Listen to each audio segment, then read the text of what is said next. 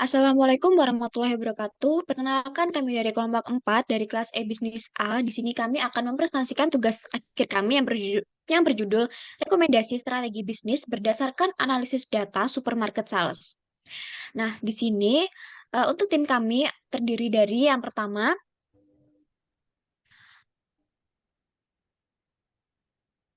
ada Alvina Seviandari, yang kedua adalah Diah Malina Masturoh, dan yang ketiga ada Salsabila Ramadhani. Dan selanjutnya untuk outline pembahasan yang akan kami bahas adalah yang pertama ada dataset, yang kedua adalah latar belakang, yang ketiga ada analisis data, dan yang terakhir ada kesimpulan. Dan untuk pembahasan yang pertama adalah dataset. Nah, di sini untuk dataset yang kami gunakan adalah dataset yang berjudul Supermarket Sales yang kami dapatkan dari Kaggle. Nah, dataset ini berisi histori catatan penjualan perusahaan supermarket yang tercatat di 3 cabang atau 3 kota yang berbeda selama 3 bulan, yaitu bulan Januari, Februari, hingga Maret tahun 2019.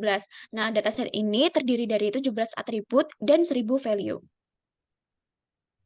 Selanjutnya adalah latar belakang. Nah, di sini terlihat dari grafik yang ada, terdapat 3 cabang supermarket yang penjualannya mengalami kenaikan dan penurunan. Untuk total jumlah penurunan yang terjadi dari bulan Januari ke Februari adalah sebesar 16,4% dan bulan Januari ke Maret sebesar 5,88%.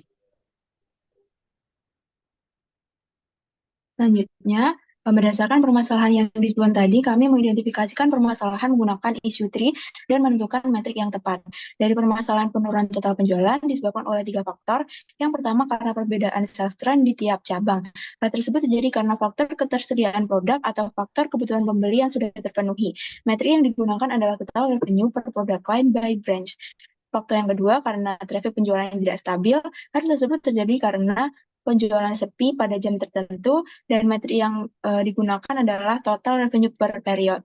Selanjutnya, faktor lain karena metode payment yang diinginkan customer ini tidak tersedia. Metrik yang digunakan adalah count of payment per branch. Selanjutnya, faktor yang ketiga adalah karena kekecewaan customer atau tidak puas. Hal tersebut terjadi karena 2 faktor, yaitu kualitas produk atau kualitas service.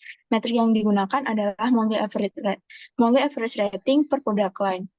Selanjutnya, data cleaning proses.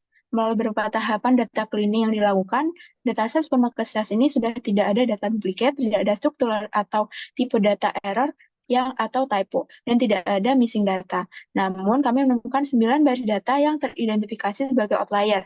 Kami melakukan EDA dengan evaluating descriptive statistik menggunakan kuartil 1, kuartil 3, mean, median, dan standar deviasi terhadap data yang dengan outlier dan data yang tanpa outlier. Hasilnya tidak menunjukkan perbedaan atau selisih yang signifikan, sehingga kami memutuskan untuk tidak menghapus data tersebut karena tidak akan mempengaruhi hasil analisis data. Yang selanjutnya ada data visualization dan recommendation. Nah, metrik yang pertama adalah total revenue per product line by branch. Nah, dapat dilihat dari grafik, produk line health and beauty pada branch A menghasilkan total revenue paling rendah di antara yang lain. Rekomendasi yang dapat kami berikan yaitu meningkatkan kualitas serta memberikan promo khusus pada produk healthy and beauty pada branch A dan memberikan harga-harga khusus ataupun paket pilihan untuk setiap produk lain. Metrik yang kedua yaitu total revenue per period. Nah, dapat dilihat dari grafik, total penjualan terendah dihasilkan pada periode morning, yaitu pada saat supermarket buka sampai pukul 11.59, yaitu 19,1% dari total penjualan. Dan yang paling tinggi pada periode noon, pukul 12 siang sampai 14.59, yaitu 28,4%. Rekomendasi yang dapat kami berikan yaitu memberikan penawaran khusus pada waktu tertentu yang relatif sepi untuk menjaga jumlah pengunjung dan nilai penjualan tetap stabil. Dan meningkatkan pelayanan pada jam-jam yang tingkat trafficnya tinggi agar pembeli tersebut tetap merasa puas meskipun kondisi supermarket sedang ramai. Metrik yang ketiga yaitu count of payment per branch. Nah, dapat dilihat dari grafik, setiap branch memiliki tren metode pembayaran yang berbeda, dan metode pembayaran yang terendah adalah menggunakan kredit card di branch C. Nah, rekomendasi yang dapat kami berikan yaitu melakukan penawaran khusus untuk pembeli yang menggunakan metode pembayaran kredit card seperti diskon, cicilan, cashback, dan lain-lain. Nah, untuk metrik yang terakhir di sini ada average rating per product line. Nah, dapat dilihat dari grafik ini, grafik tersebut menunjukkan bahwa rata-rata rating product line yang paling tinggi adalah food and beverage pada seluruh cabang supermarket. Dan sedangkan untuk yang paling rendah di sini ada produk home and lifestyle yang memiliki rata-rata sekitar 6,8 pada seluruh cabang supermarket yang ada. Dan untuk rekomendasi yang kami berikan di sini dapat meningkatkan kualitas produk pada kategori home and lifestyle karena memiliki tingkat rating paling rendah. Nah, nantinya diharapkan peningkatan kualitas produk tersebut dapat memperbaiki rating di produk home and lifestyle.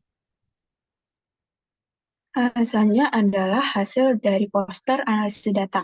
Dari analisis data yang sudah dilakukan sesuai dengan tahapan, kami menemukan beberapa insight.